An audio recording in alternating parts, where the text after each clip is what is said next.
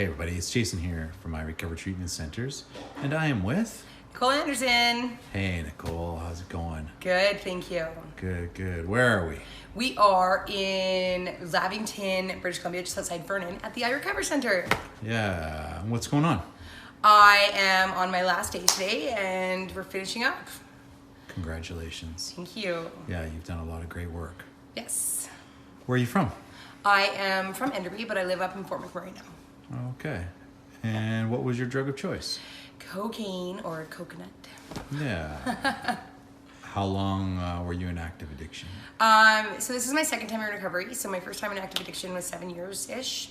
And this time was just about 2 years. Okay. Around 2 years. And can you talk a little bit about what life was like in active addiction? Sure. So obviously at the beginning it was all sunshine and rainbows. But I was using drugs to cope with the amount of activity I had in my life. So I had 3 kids, 3 businesses, and I did the typical addict thing is I just took on the world, and it was way too much for me and I couldn't cope. And then I added some family stresses onto that, and it was the perfect storm for me ruining everything. Yeah. And so was there a moment or a time where you knew or thought to yourself, okay, I gotta make a change? Yeah, there definitely, the entire last year I was desperate for change. I was basically just waiting for my family to come and catch me because I couldn't tell them what was going on.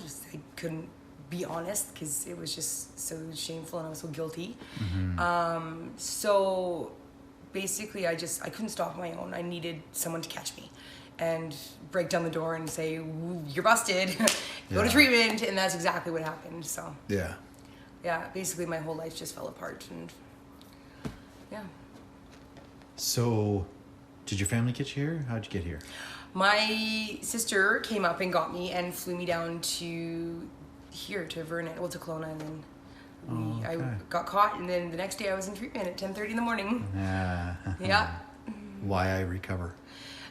So iRecover had no wait times, so it was really important for my family that I get help right away and not have any time to dwell on, or any time to think myself out of it or escape or whatever they thought I was going to do. They just wanted me to go right away.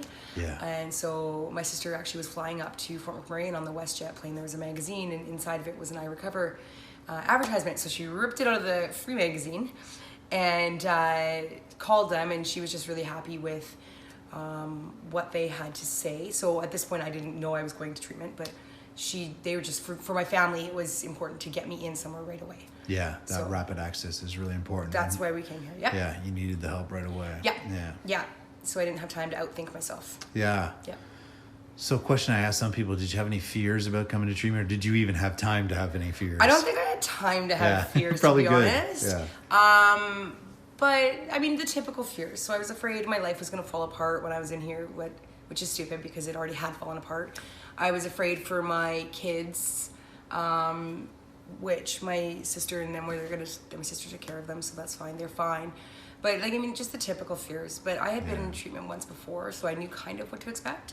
Okay. So I was actually more excited for it than anything, just to be rid of that stress of using and finding and getting and using and hiding. Getting off the wheel. Getting off the wheel. Yep. Yeah, totally. Good for you.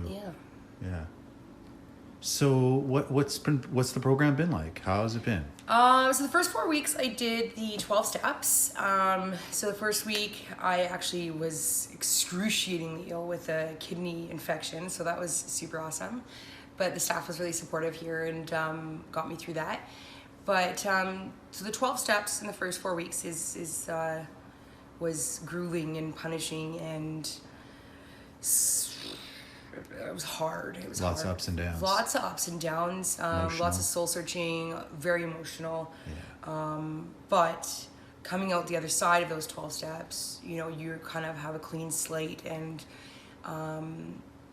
you can start to make the rebuilding process. You start to have the rebuilding process of, okay, I've been torn down. I've gone through all of the character defects and the crap that I've created and the harm that I've caused, and found out why I was doing all of those things and what fears and whatnot were causing me to behave in such a way, and I was able to start to rebuild.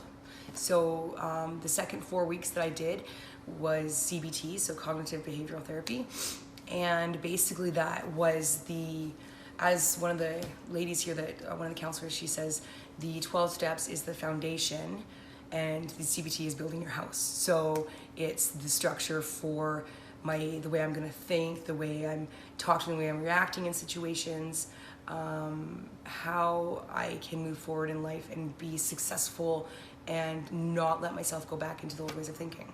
Yeah, totally. So that's so where I've been important. doing. Yeah. That's stinking thinking. Yes. Oh, and learning how to deal with my anxiety, so I don't let my anxiety trap me into panic and fear and all of those things. So.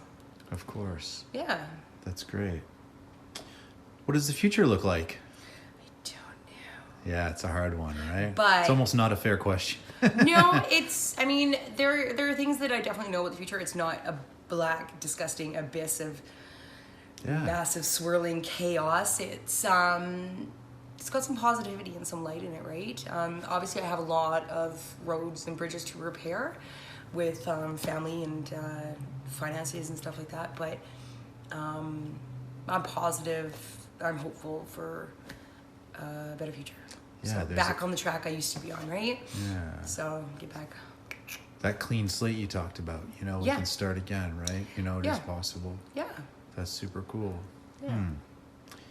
Would you have any words for the person out there right now watching this video who's scared, freaking out, doesn't think there's a way out? Yeah. Well, see, the thing is we don't think there's a way out. We always know there is. It's just a really hard choice to make. It's scary. So there's hard choices we have to make every single day. This choice gives you your life back.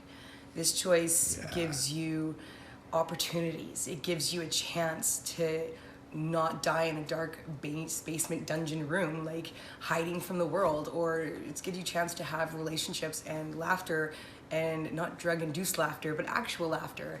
And it makes you lovable.